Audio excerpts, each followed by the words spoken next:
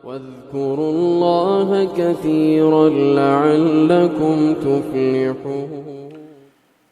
بسم الله الرحمن الرحيم. الحمد لله وصلى الله على سيدنا رسول الله وآله وصحبه ومواله ولا حول ولا قوة إلا بالله. Pertemuan kita kali ini berbicara tentang kamalu ma'arifihi sallallahu alaihi wasallam ad-dunyawiyah bit-takhtid wat-tanzim wa ghairi dhalik.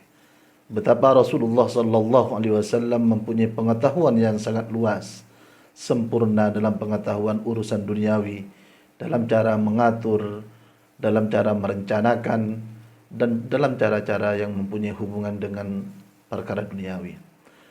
Tentu saja sudah sangat masyhur bahwa Rasulullah sallallahu alaihi wasallam pernah berkata, "Antum a'lamu bi umuri dunyakum." Kalian lebih paham tentang urusan duniawi kalian. Itu bukan berarti bahwa Rasulullah sallallahu alaihi wasallam tidak faham. Ulama mengatakan bahwa ungkapan itu adalah dorongan agar kita mempunyai improvisasi dalam urusan duniawi. Tapi Rasulullah sallallahu alaihi wasallam sangat faham. Maka diriwayatkan oleh Sayyidina Ibnu Sa'ad bahwasanya Rasulullah sallallahu alaihi wasallam di kota Madinah, beliau itu aqta'ad dur, yakni takhtid, memberikan posisi-posisi rumah yang ada di kota Madinah At-Tayyibah, di mana Rasulullah sallallahu alaihi wasallam, kata Ibnu Sa'ad, dari takhtid, pengaturan posisi rumah-rumah itu, rumah Sayyidina Uthman adalah bagian yang ditakhtid oleh Rasulullah sampai sekarang ini. Maka di Saudi itu dikenal, ketika kami berada di Saudi dahulu, dikenal bahwa posisi Madinah itu adalah posisi kota yang paling pas.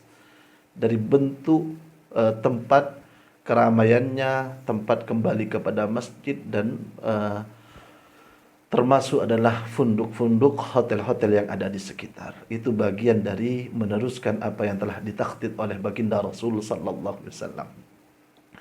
Rasulullah sallallahu alaihi wasallam tentu juga tidak hanya di dalam urusan rumah-rumah.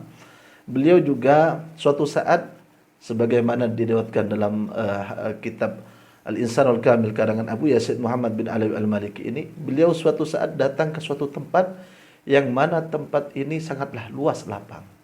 Maka beliau berkata, "Ni'ma mawdi'ul hammam hadha fabuniyah." Alangkah baik jika ini dijadikan tempat untuk pemandian, tempat air dan lain sebagainya, maka dibentuklah tempat di sana. Rasulullah sallallahu alaihi wasallam dalam riwayat Abu Daud juga menjelaskan bahwa suatu saat ketika dalam perjalanan dengan tentara beliau mengutus orang yang memang biasa memanggil, yunadi fi muaskarihi.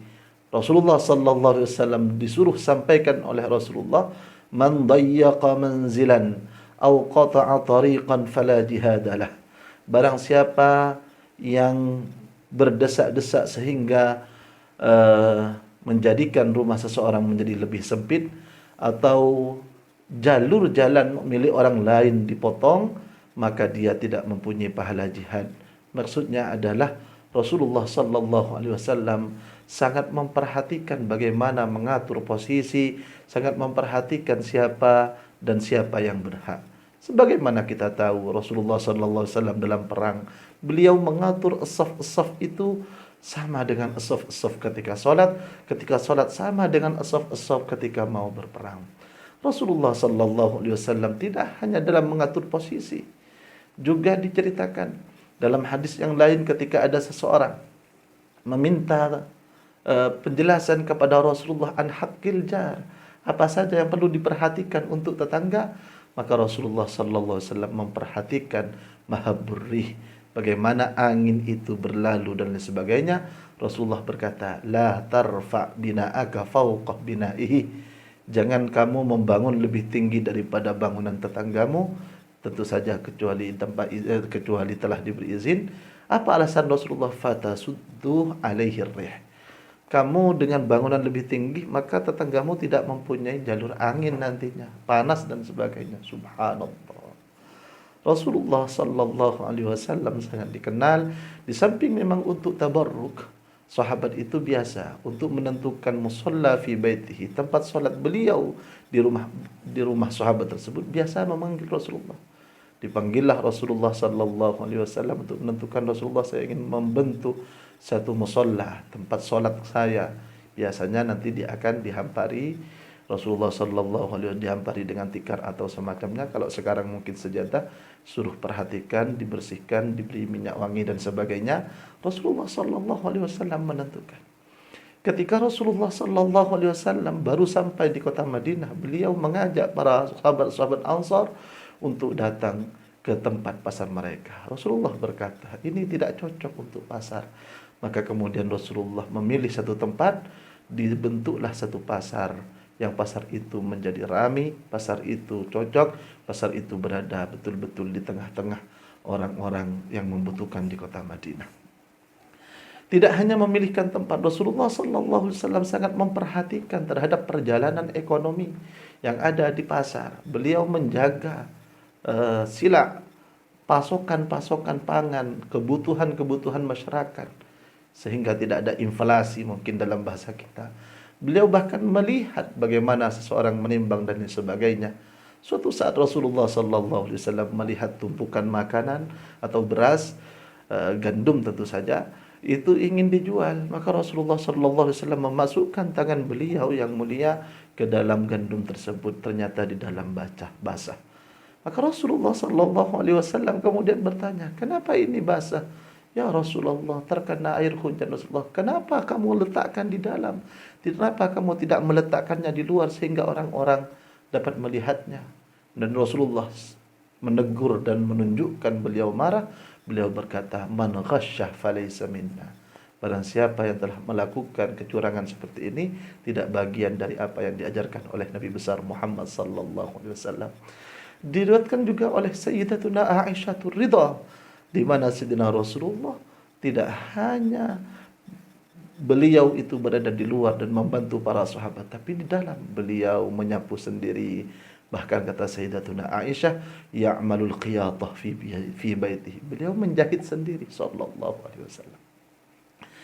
Mungkin termasuk daripada kesempurnaan pengetahuan Rasulullah dalam urusan masalah duniawi atau dalam pengaturan dan sebagainya adalah kisah Sayyiduna Arfajah ibnu Sa'ad. Sayyiduna Arfajah ibnu Sa'ad itu ketika dalam peperangan Yaumul Kulab, Al-Kulab ini nama suatu sumur, di sana ada beberapa insiden kepeperangan, maka hidung beliau terpotong, Sayyidina Arfajah. Maka Sayyidina Arfajah kemudian karena hidung terpotong, beliau membuat hidung dan diletakkan di tempat yang terpotong tersebut, akan tetapi dibuat dari perak. Maka kemudian ternyata menyebabkan pada daging beliau itu antanah, menjadi bernanah dan lain sebagainya. Rasulullah kemudian memerintahkan ayyatakhidahu min dhahab, dibuat dari emas. Rasulullah mengetahui bahwa dengan emas itu tidak menjadikan antanah, tidak menjadikan bernanah dan lain sebagainya. Allahumma salli ala sayyidina wa habibina wa maulana Muhammad wa alihi wa sahbihi wa sallam. Mudah-mudahan hari Jumat ini kita akan mendapatkan barakah, kita akan mendapatkan syafaat, kita lebih banyak lagi bersolawat kepada Nabi besar Muhammad sallallahu alaihi wasallam dan lebih mengenal baginda Nabi besar Muhammad sallallahu alaihi wasallam. Mudah-mudahan bermanfaat. Assalamualaikum warahmatullahi wabarakatuh. Kirimkan bantuan Anda, donasi Anda, dan konfirmasi kepada nomor yang tertera di bawah ini. Ini adalah nomor rekening atas nama Pondok Pesantren Najmul Al-Mursyidiyah. Terima kasih, mudah-mudahan Allah Subhanahu wa taala membalasnya.